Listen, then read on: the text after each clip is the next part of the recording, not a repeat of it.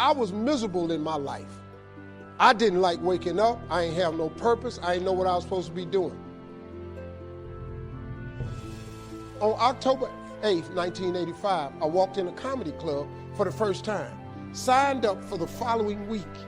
The following week, a girl took me down there. She said, "You've got to go to comedy club. You're the funniest person I've ever met." I never even heard of comedy clubs. I'm 27. I walked in the comedy club. I signed up for the following week. I'm gonna sit here and learn. I knew I was funny, I just didn't know what to do with it. They had 10 acts go up. 9 of them went up. I didn't laugh at one joke. I was just sitting there just, man, I wish that was me. Man, they should have said this. Every joke they told, I knew the punchline before they said it, and I wrote a better punchline in my mind, what they should have said. It got to guy number 10, they called his name, he wasn't there. They said, well, he's not here, we're gonna go to next week's list. Steve Harvey, where are you? Long story short, I won amateur night that night. I won $50. It was a 45-minute drive to my house with this girl named Gladys. I cried 45 minutes. She said, "What you crying for? It ain't but $50. I said, no, you don't even understand. I was born tonight. I now know what I'm supposed to do. I went to work the next day, October 9th, and quit my job. With $50, I had nothing. I just never gave up. I'm gonna tell you something. That decision cost me everything I had. I lost everything. I lost my family. I lost friends. I lost everything. I became homeless. I lived in a car for 3 years. But I just saw this, I saw this vision. I just pursued it. I said, wow, that's it. You have to take chances in life. Life is about risk. If you play it safe in life, you ain't gonna have much of a life. If you play it safe, you won't have much of a life. Life is risk. It takes courage to pursue your dream. Now, it's gonna cost you something. Most people are not willing to pay what it costs to go after your dream, because you're gonna have to hurt a little bit. And most people don't like being uncomfortable. If you don't want to be uncomfortable, please do not pursue success, because success is a very uncomfortable feeling. And I just learned to be comfortable being uncomfortable. Life is hard. See, for every time you have a plan, a dream, an aspiration, or a goal, do you know what happens every time you have one of those? This thing comes along called life. It happens to everybody. Life has disappointments, it got peaks and valleys. You're gonna lose somebody you care about one day. That's a valley. Somebody gonna close the plant you thought was gonna stay open so you can retire. That's a valley. Somebody gonna fire you for an unjust cause. That's a valley. The people that got your credit card gonna sell their company, gonna sell their business to another credit card company. Your 18% go up to 26%. You don't even know why now. Your minimum didn't change because it's life. You can stop thinking that life fitting be easy, because I got news for you, it ain't. That's a false hope to think you're gonna have a wonderfully carefree life. That's unthinkable. We all live in this bubble. What you gotta do, you gotta put more air in your bubble. You got to blow your bubble up. Expand yourself. Take yourself out your comfort zone. Do not live in your bubble. Put some more air in your bubble. If you stay in your comfort zone, that's where you will fail. You will fail in your comfort zone. Success is not a comfortable procedure. It is a very uncomfortable thing to attempt. So you got to get comfortable being uncomfortable if you ever want to be successful. Start putting some pressure on. Put some pressure on yourself. Get out here and get about it. Look, I'd love to sugarcoat this thing for you. I'd love to tell you, look, you can go out here and get rich, do a couple of things. That ain't happening. You got to get real doggish. You got to get downright funky if you want to make it. Now, like I was telling you before, if you want to be ordinary, you ain't even got to listen to me. Just go on about your business. If you think ordinary is cool, ain't no problem. It's some really, really wonderful, ordinary people. But if you are sitting in this room and you have extraordinary aspirations, then you're going to have to do extra. You put extra on top of ordinary and you come up with extraordinary. It's no other way. I'm sorry, but here's the fact. All of you have extraordinary capabilities, all of you. You have to decide if you are willing to do the things to put you in that category. One of my nitty-gritty reasons was budget finance. Budget finance used to grind my soul. Way back in those early days, I had fallen for one of those consolidation loans, where you take all your little hard-to-pay bills, put them into one big impossible-to-pay bill. Right.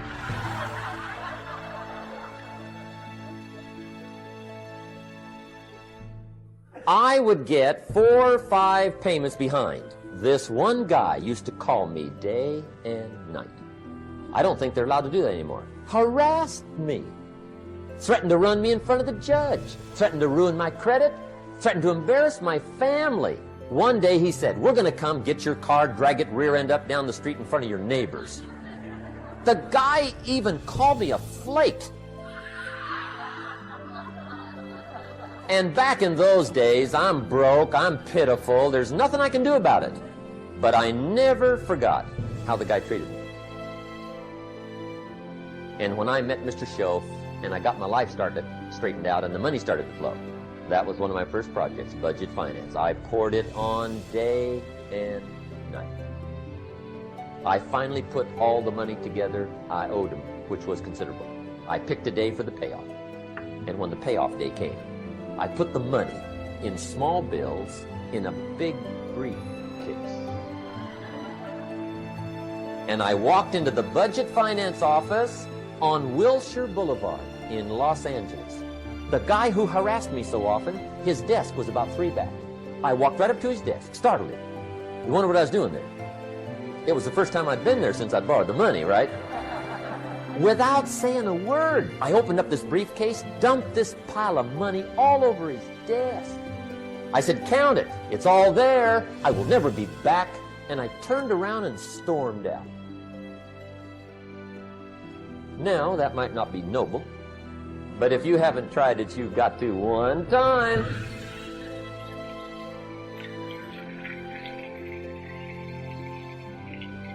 It can be the day that turns your life around. All you need is a reason that turns you on. One of my dear friends, Robert Depew, Bobby used to be a school teacher in Lindsay, olive capital of the world. Bobby taught school several years, got a little weary teaching school. One day decided he wanted to get into sales.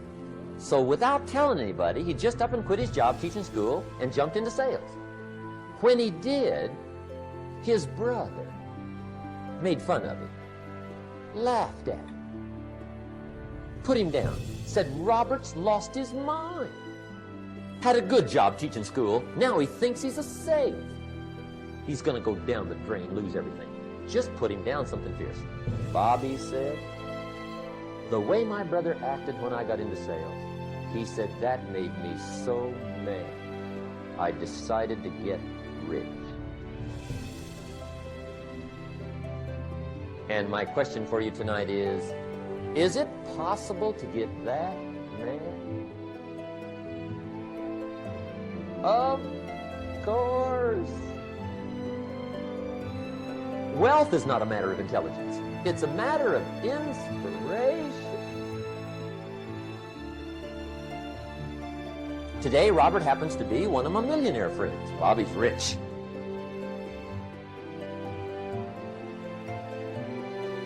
Frank Sinatra said one time, "The best revenge is massive success."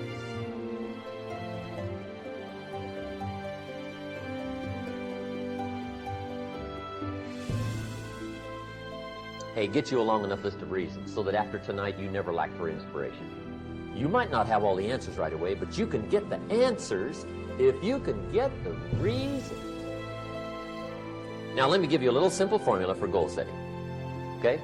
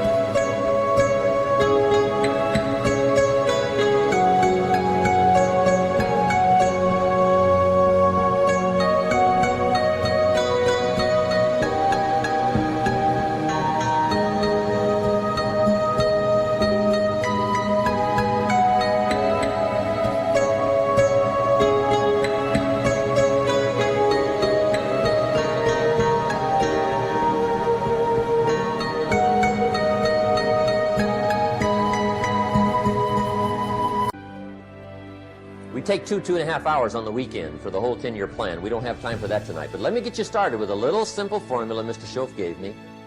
And maybe this will be helpful. First of all, I've divided goals into 2 parts. First is long range. Long range goals. That's your dreams. Your dreams for the next 3, 5, 10, 20, 30, 40 years. Actually, the rest of your life. Your dreams. You've got to keep dreaming. Ronald Reagan, president, said to the joint session of Congress a few weeks ago, "The Republic is a dream. And if we don't keep dreaming, we will lose the Republic." Your better future is a dream for yourself and for your family. Where do you want to go? What do you want to do? What do you want to be? What do you want to see? You've got to dream dreams. There's a Bible phrase that says, without dreams and visions, people perish.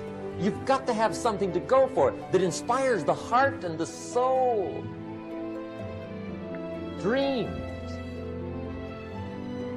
From the children of Sanchez, it says, take the crumbs from starving soldiers, they won't die. Take the bread from hungry children, they won't cry. But without dreams, we all will die. You've got to dream. Don't lose your dream.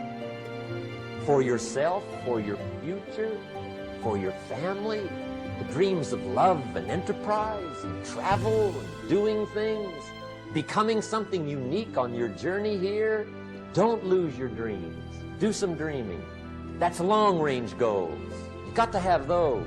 So that's number 1. Here's the second part of goals, short-range.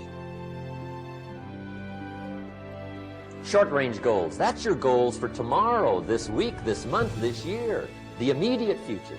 We call these confidence builders. Because if you set up something short-range, go for it, get it, latch onto it, work hard, accomplish it. That starts building your strong feelings to go for your dreams. Now, I've divided goals into 3 categories. Here they are. Number 1 is economic.